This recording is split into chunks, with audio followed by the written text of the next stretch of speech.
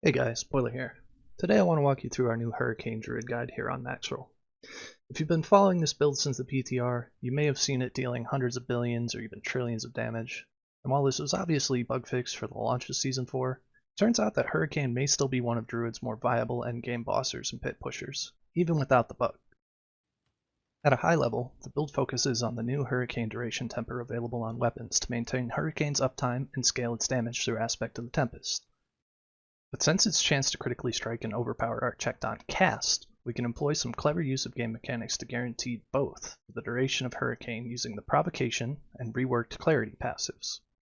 And since this build isn't reliant on things like attack speed or resource generation, two stats that were heavily nerfed at the launch of Season 4, we're able to focus all of our attention on willpower, damage multipliers, and defense.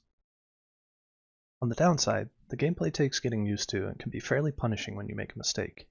Each time we enter a new zone, and between each cast of Hurricane, we need to do two things to reliably snapshot Critical Strike and Overpowers. First, we need to spend a total of at least 16 seconds in Werebear form to guarantee Overpowers with Provocation. The time you spend in Werebear doesn't need to be consecutive, but be mindful as you reach maximum stacks, as any damaging skill, including Maul and your companions, can consume this proc. Second, we need to cast a minimum of 3 companion skills before each Hurricane cast to gain the maximum benefit of Clarity. Be sure to use either Maul or a free cast of Debilitating Roar granted by Hunter Zenith immediately after to return to Werebear form after these casts and continue stacking Provocation. Starting off with the gear, we have Tempest Roar. Tempest Roar turns Hurricane into a werewolf skill, which is useful for a number of shape-shifting passives, but is primarily there for inflicting poison via Toxic Claws. This in turn activates our Envenom passive and our Changeling's Dead aspect. On the chest, I've stacked a bunch of armor. If you don't know, a single Greater Affix and a Temperer this season can cap your armor without the need for any kind of Juggernaut or Disobedience aspect, so I've been able to slot Fevered Maul here.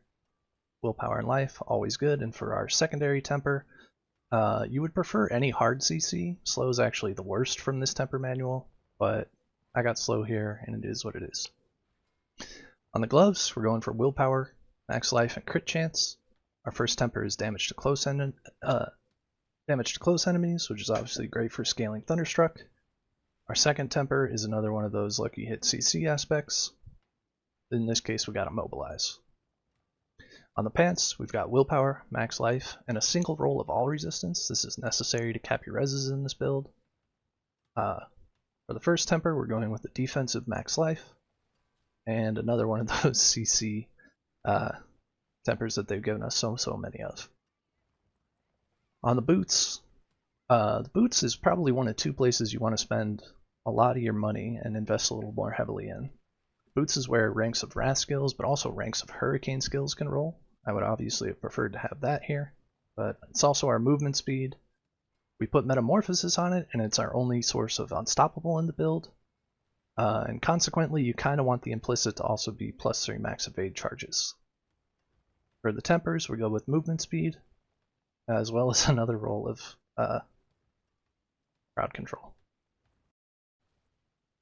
The weapon is probably the place you want to spend your most time and materials trying to get right. We go with the two-handed mace here because we're guaranteeing overpower procs through provocation. It's better than any other implicit you can get on a two-hander. We're going for willpower, max life, and a roll of overpower damage. Another temper of damage to close here, again great for Thunderstruck. And the thing to really get right is your Hurricane duration. I recommend not trying to run this build before you get 100% or more Hurricane duration on this, because that puts your Hurricane duration to about 18 seconds. It takes 16 seconds to stack up Provocation between casts, and remember you also have to cast your companion skills in between each cast, so really it doesn't even start beginning to feel comfortable until you've got at least 100% duration, and the more the merrier because we put Aspect of the Tempest on it for a huge damage increase. Basically, the longer duration Hurricane you can get, the better. Now the ring slots are kind of interesting because we have a couple ways to go. After Changeling's Death, there's not a lot of great damaging aspects, and the best 3 that you can get in order are technically the Shred aspect, Aspect of the Unsatiated, followed by Aspect of the Stampede, assuming you have a Maxrolled Shepherds, followed by Edge Masters. For the ring explicits, we want willpower, max life, and critical strike chance. We don't have a lot of useful resource tempers here, so I got Hurricane cooldown duration on one ring, and I think on the other I have Companion cooldown reduction. You can get Wolves cooldown reduction, it rolls the highest and gives you the most spammability. But on both rings you're going to want damage to close for Thunderstruck bonus yet again. One other thing I think is worth mentioning is that you can notice my lightning resistance isn't quite capped. Neither of my rings have a secondary roll of lightning resistance, but if you can get one that does have that, you'll easily cap yourself. And the alternative to one of these rings, probably the Stampede aspect we have here, is actually Hunter's Zenith, and then in lieu of running Petrify, you can run Debilitating Roar, as you've probably seen in other builds like Tornado or Lightning Storm this season. For the amulet, I've got movement speed, critical strike, and ranks to quick shift. Now I would prefer the ranks to quick shift to be ranks to envenom here, but this is what I got at this point. For the first temper we go with another roll of damage to close enemies, and for the secondary roll we go with movement speed. It is a bit tricky and even difficult, I would say, to movement speed cap yourself on this build. So any kind of movement speed we can get, great. On the amulet we put Shepherd's Aspect, which, if you didn't know, was buffed this season to include wrath skills, which of course Hurricane is, so that's pretty great. For the Spirit Boons, we're going with Wariness, Iron Feather and Envenom on the Eagle Spirit, and Pack Leader for some additional resets to kind of make your companion skill casting feel a little bit more comfortable between each cast of Hurricane and each provocation.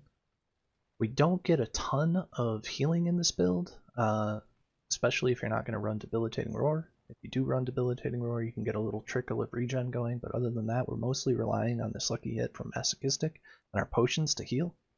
Be mindful of that. Going over to the skills, we'll put just 2 points into Maul, just to advance to the core skill wheel. We'll max Predatory Instinct and Iron Fur. On the defense skill wheel, we have Ancestral Fortitude to bolster our resistances. If you're running Debilitating Roar, take points out of Resonance and put them into Vigilance as well, as you'll be able to spam your Debilitating Roar. For the companions, we're just trying to get as many as we can, so we go 1 point in Wolves, 1 point in Poison Creeper, and 3 points in Brutal Ravens to get the additional Ravens. Pair this with, of course, Clarity, which is ridiculous. It's been reworked, if you don't know, from a resource generating passive to this insane damage passive, which we're allowed to snapshot for the entire duration of Hurricane. 45% crit damage and 45% multiplicative damage is pretty good. So be sure to utilize this. It's sort of the 1-2 punch we have in our Paragon board. Over to the Wrath wheel, we start out with Elemental Exposure. Mostly just to get on our way to Endless Tempest and extend Hurricane's duration for a little bit. Obviously we're maxing out Hurricane duration, or maxing out ranks to Hurricane rather, and going with Savage Hurricane here. We step over Mending to get to Provocation, sort of the 2 to the 1-2 punch, which guarantees Overpower provided we stay in Werebear form for 16 seconds between each cast of Hurricane. Take a single point in Neurotoxin to get to Toxic Claws, which allows us to poison while we're wearing Tempest Roar, and also get to Envenom, which is a historically great passive. I'll remind you, I wish I had that on my amulet. Going down to the ultimate skill wheel, we've got Petrify, going over to Supreme Petrify for some cooldown reduction, a little bit of Defiance, Natural Disaster, and Resonance. When it comes to the shape-shifting passives, we're never going to be able to maintain both bonuses of Heightened Senses at all times because we only ever switch to Werewolf form when we cast our Hurricane. But when it comes to Quick Shift, on the other hand, this is actually a bonus that's surprisingly easy to maintain. One thing you're going to want to do is sort of practice staggering your companion casts throughout the duration of Hurricane so that you can maintain this bonus. On PTR, this bonus only lasted for 3 seconds, now it lasts for 8, and it's actually relatively easy if you sort of space out your companion casts to maintain it. We take a single point in Natural Fortitude to kind of top off our Fortify, and then we take our key passive, Ursine Strength. Ursine Strength not only gives us a huge chunk of life, but we also benefit from both of these multiplicative damages at all times. So it's amazing. For the Paragon board, I'll give you 2 to choose from in the attached planner. One will go for Heightened Malice to do a little bit more damage while clearing. The other will go for a 7th board and Undaunted as a more defensive setup. For the starter board, we're going to slot Spirit, grabbing as much maximum life and auras as possible on the way to Heightened Malice. For Heightened Malice, we're going to slot Fang and Claw for damage to and damage reduction from poisoned enemies. Moving over to the Constricting Tendrils board, we're going to slot Territorial and max that out, also grabbing a bit more max life and nature magic damage. On the Thunderstruck board, we're going to maximize damage from vulnerable enemies and Stormcaller's Storm Skill damage by slotting Outmatch. And obviously we're taking Thunderstruck here. Thunderstruck's incredibly juiced this season with the amount of close and distant damage you can get on Tempering. I've got 140% here. You can get a lot higher if you masterwork it higher. We've got max life and a little bit of lightning res that's necessary to cap over here. Moving over to Inner Beast, we have yet another Paragon node for max life, a little bit of armor, and we're slotting Dominate just to proc its secondary effect here and not much more. Moving on to the Survival Instincts board, we have Exploit. Now Exploit is our sole source of vulnerable, and it's only for when we initiate on mobs. You might opt for the lucky hit chance to inflict vulnerable on rings over either willpower or max life, just to sort of sustain that bonus.